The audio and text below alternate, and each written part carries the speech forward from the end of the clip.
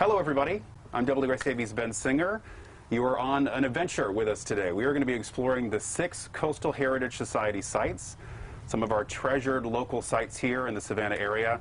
They have been having irregular hours or even shuttered during the pandemic of this past year plus. So we wanted to reintroduce you to some of these sites if you're not familiar. We also want to let you know that they are now open with some regular hours every week. So we are going to begin at just a beautiful, beautiful gem. This is the Pinpoint Heritage Museum.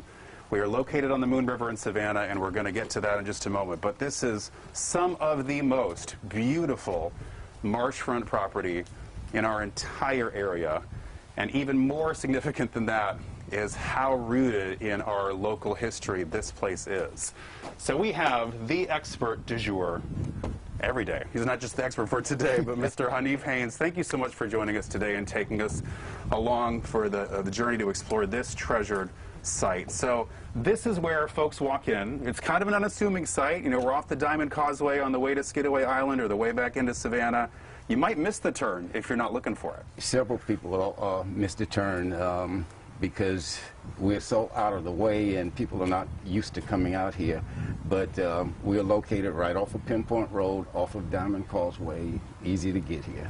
So tell us a little bit about the history of this particular neighborhood.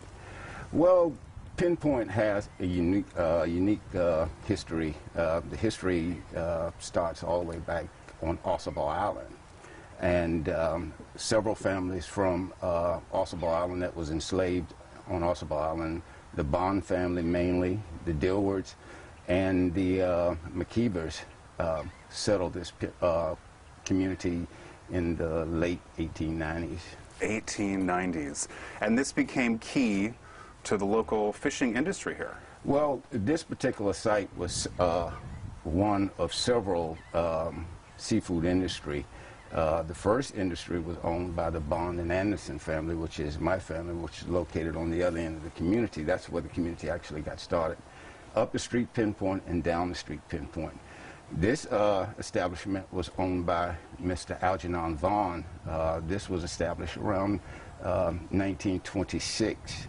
Mr. Vaughn was an avid entrepreneur, and the expertise was already in the community. He provided the financing. Mr. Vaughn probably provided about 80% of employment of the Pinpoint community. So if you're going to come out to the Pinpoint Heritage Museum, you have a couple options. You can do a self-guided tour. You could have someone show you around. So why don't we begin, and you can tell us some of the key points of this area here. Okay, generally when we start a tour, another young lady out of the community, I won't call her name because I don't know if she wants her name on the air or not, but we do the tours for our guests when they get here. This is the Crab Boiling Pavilion. This is actually where the product, you might say the second step in the processing of the blue crab.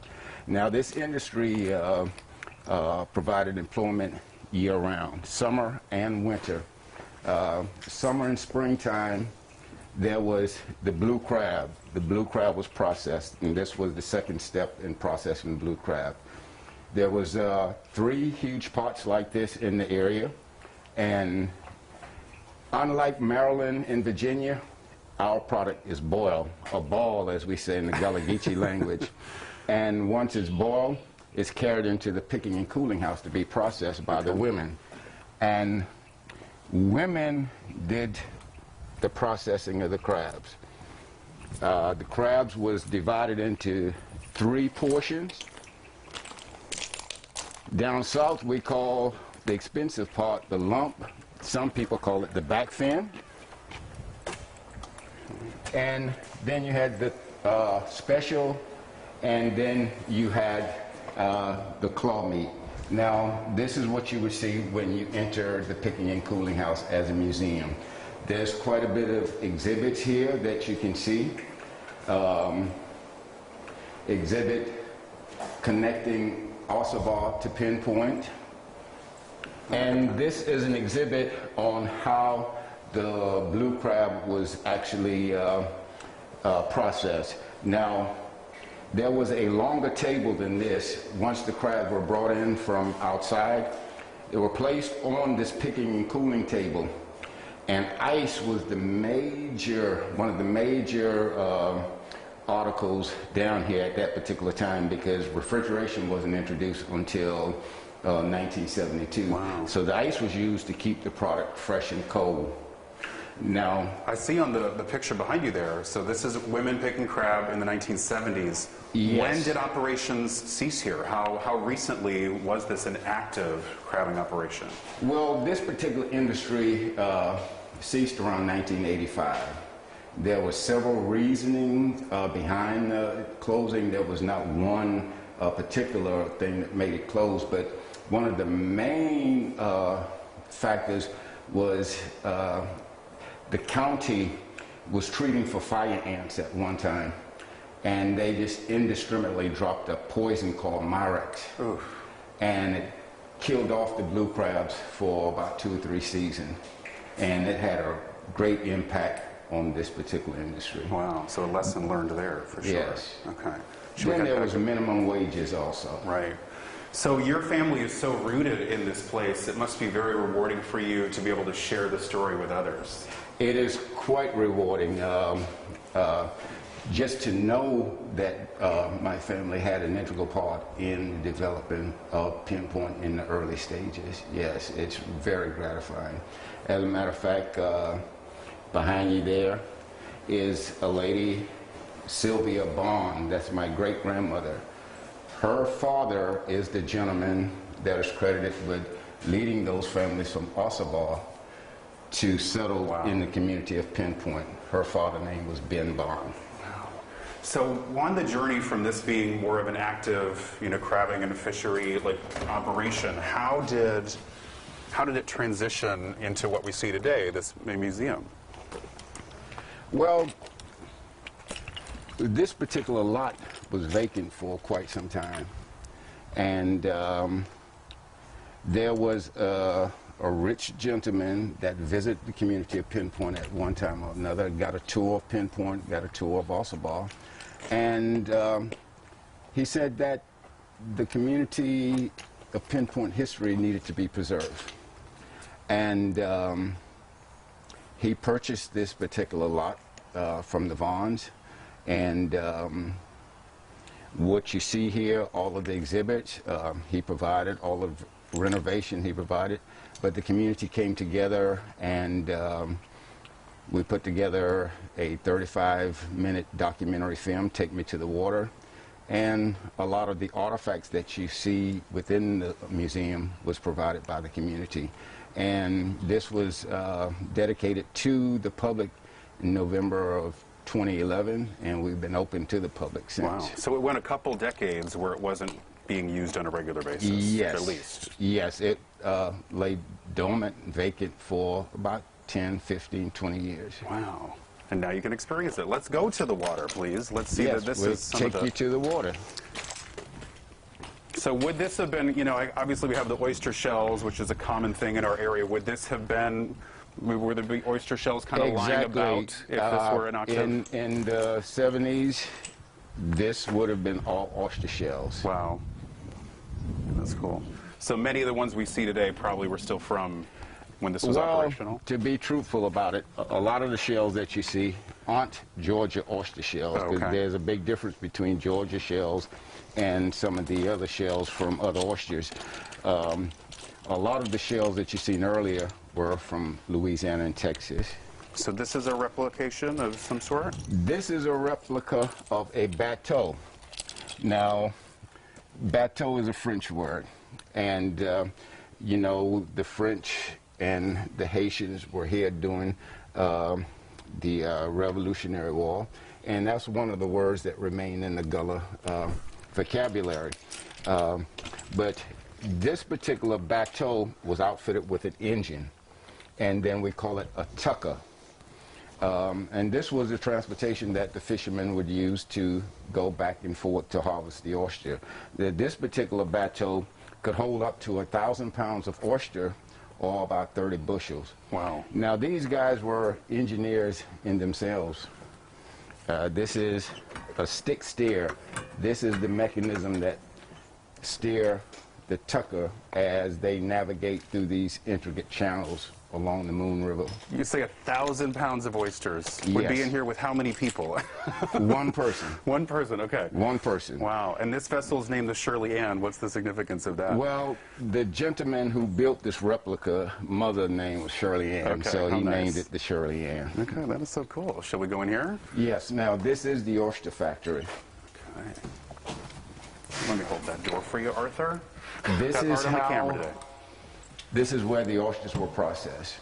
Now, this was excruciatingly hard work in here. It got cold in the wintertime because the oysters were processed during the winter and the fall. Oof. And the only form of heat that was in here, there was 3 wood-burning pot-belly stoves. They stood up like soldiers in here. Wow. And that would provide the heat for the women. So we have were people dumping them in outside. This design, yes, it's from the outside. These are called stalls. The stalls are built high, purposely built at an incline, so that the oysters were fed in, and gravity would feed the oysters down to the women. Okay.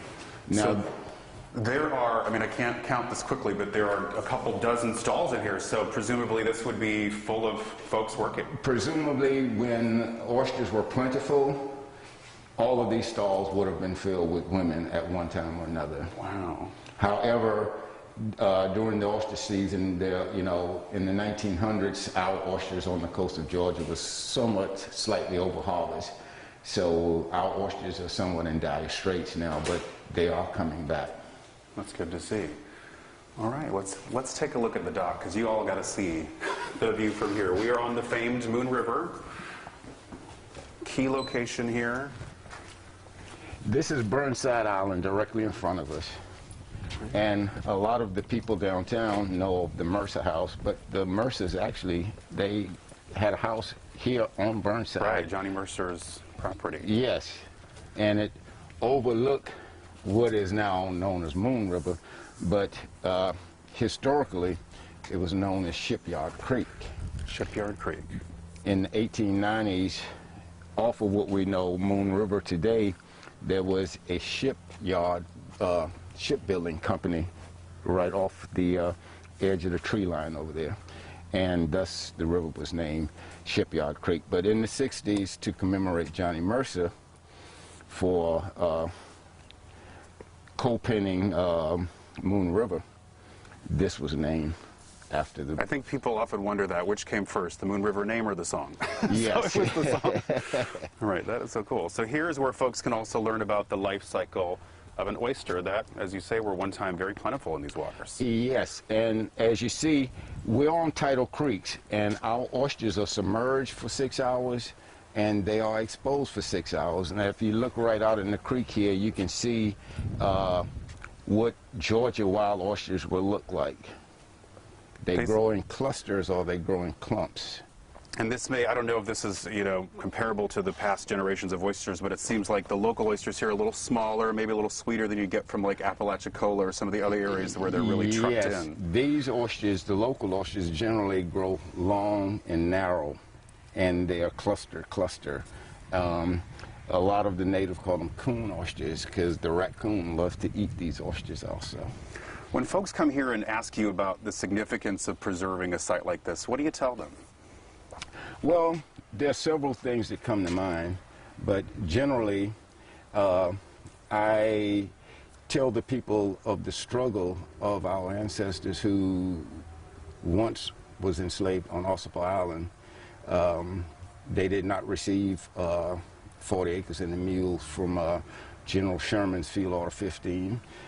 They remain and work as sharecroppers. The early ancestors, they had an attitude of survival.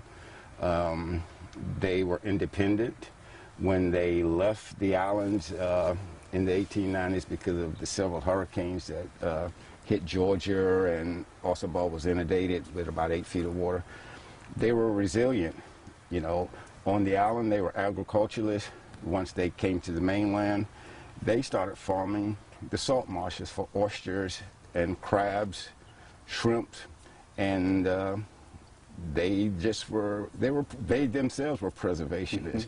And I'm example. There are other families that deal with families today are example of the longevity of our ancestors, and we are still here. Unlike a lot of other Gullah Geechee communities, we are direct descendants of those ancestors that settled this one in the early 1890s. So how do folks come out and visit you all these days? You're not open every day. Now, we're open Thursdays, Friday, and Saturdays from 9 a.m. to 4 p.m. in the afternoon. Okay, and what does it cost someone to enjoy this? It's about $9 plus tax to come in. Okay, all right. Anything else you would like to say? I would just like to wish everybody to be safe and come out and visit us and learn. There's several stories that you can learn about coming out to Pinpoint. As a matter of fact, Saturday, I think we're having a family day. You can come out and see the toys that we made when we were kids coming up. The young lady's going to make doll babies. You'll see what they're made of when you come out here, and some of the other toys that we made as kids coming up. All right, Mr. Haynes, thank you so much for your time today. We appreciate it. Again, that's just a taste of what the Pinpoint Heritage Museum has to offer, and this is just our first stop on this day-long adventure that we're going on. We hope you'll come along for the ride. We're visiting all of the Coastal Heritage Society sites today.